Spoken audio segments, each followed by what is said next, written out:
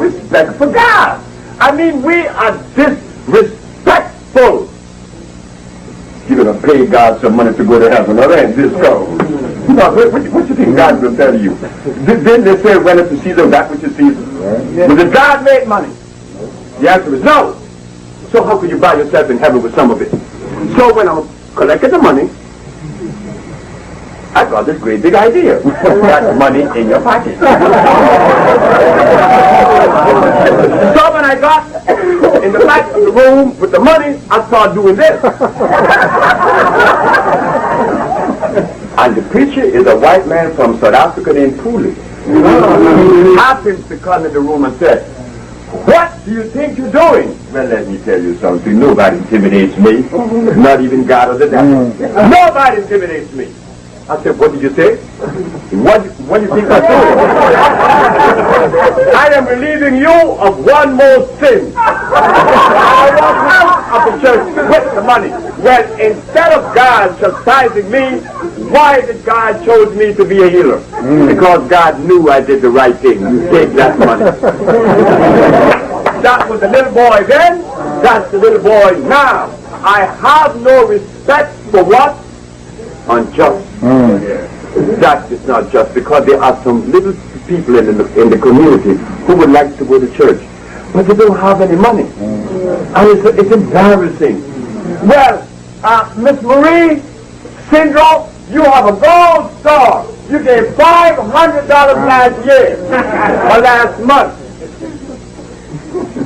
Miss Jones Dilbert, she gets a silver star. She only gave 100. Miss Mary McCullough, you gave 50 cents. You got black star. So they have all these stages for you to make you feel good. No. What makes people feel good is their health. Once you arrive at that place where it is comfortable, you're going to love everybody. But first yourself. But our religions, all of them are guilty. Every religion in the world is guilty of feeding us garbage. They don't care about us. They poison us. The Christian church, they eat some pork. No, the chicken is worse, but the pork is bad too. Has worms. But the Muslim church says, eat some lamb. That stuff is that's anthrax. You eat anthrax. When you eat lamb, it's worse 10 times than pork. Worse than pork. Then the Buddha has it down for you. The Buddhas eat ghee, clarified butter. So who's in our favor? So brothers and sisters, yes, Dr. Sebi doesn't feel too comfortable tonight, knowing that he curates and knowing that his brothers who are in the position of leadership just deliberately disregard the entity. Not me, I'm happy. But I don't feel too comfortable. Why? Because I want to see us healed. And some of us feel that if the healing doesn't come through a leader, that it's no good. No. When have you ever heard of any leader in America that led us to a comfortable place anyway? The only man was doing it, and he's no longer with us, is Elijah Muhammad. He had farms, he was going to pursue, he was doing that. He also had schools, and he's going to build a hospital. Oh boy, I was happy, because I know I'm going to perform. But when the man passed, and well, that was over with, I was sent to Dominica, called to Dominica by Mr. Oliver Serafin, who from Dominica here. Well, Dominica had a man named Oliver Serafin like me, a revolutionary. He talked like this man here, like Trevor Ford. Strong, very upfront. He said, Sebi, you cured my aunt of cirrhosis of the liver, you come on to Dominica. And I went to Dominica. And he's going to build me a hospital up on the hill in Wabe. And what happened? He lost the election. Eugenia Charles won. And Eugenia Charles came one day with her entourage and said, Tata, your friend lost, so you have to leave. I said, but Miss Charles, I came to Dominica to heal people. I said, Mr. Jack Grano. Yes, Mr. Jack Grano. lives in Goodwill, no longer blind. I said, the young lady in Utah no longer have diabetes. I don't care. I only support orthodox medicine, she said. I said, you what? I only support orthodox medicine. I said, now then, your argument rests on orthodoxy. She said, yes, of course. I said, but orthodoxy means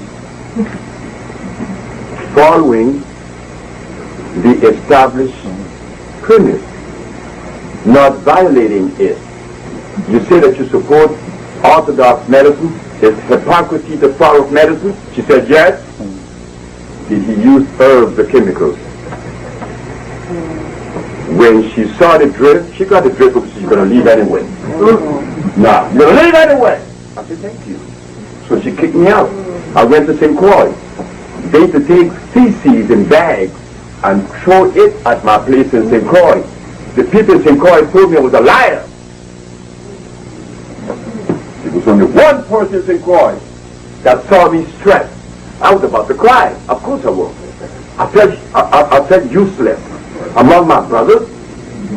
They look at me as though I'm a liar. How do you think I felt? I just quit my job 2 years ago. And now I find myself in this bladder and people don't believe what I have to say.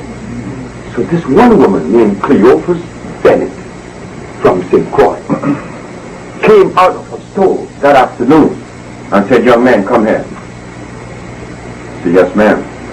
She said, I heard what they're doing to you. Don't give up. That was a bit of encouragement. But then my wife said, we're going to Puerto Rico. Well, I speak Spanish fluently because I was born in Honduras. So I thought that it was going to be good there. I went to Puerto Rico. Oh my God. Puerto Rico is the only place in the world where I did not see a black woman married to a black man. Not one black Puerto Rican woman is married to a black man. I said, boy, it's a crime to be black. They interviewed me on Notionce.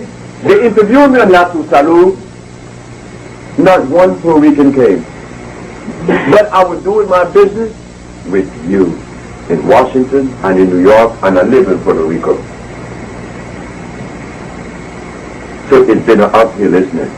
Only because we kill. Your biggest enemy is not the white man. Because the white man came and wrote about me. And the Supreme Court of New York exonerated me, right?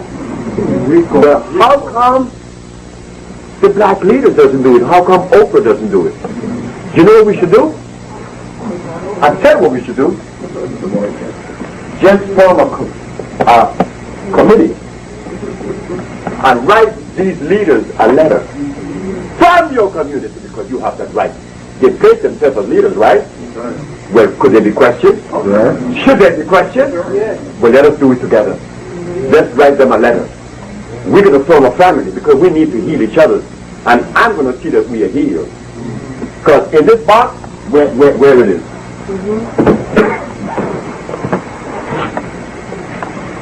We have a product. I said to my friend Timothy, he's a barber. We should go to a barber shop. In a barber shop, you hear all kind of conversation, but it's never one that is fruitful and good. It's about rich people, boxers, integrated boxers. My son told me, you're in the wrong business. I said, why? Because you heal people. You need to break ribs to get millions. Like Muhammad Ali. He busts people's ribs and he's famous. The other one, the brother, Tyson, he busts your ribs too. He got millions. And here you come, curing ribs. And they don't even recognize you. So what I said, I told Timothy, I'm going to make a product that is going to heal black folks.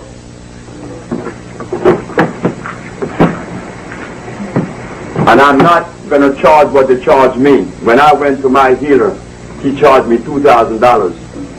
1963. Cuernavaca, Mexico. Alfredo Cortez said, I guarantee that you will no longer have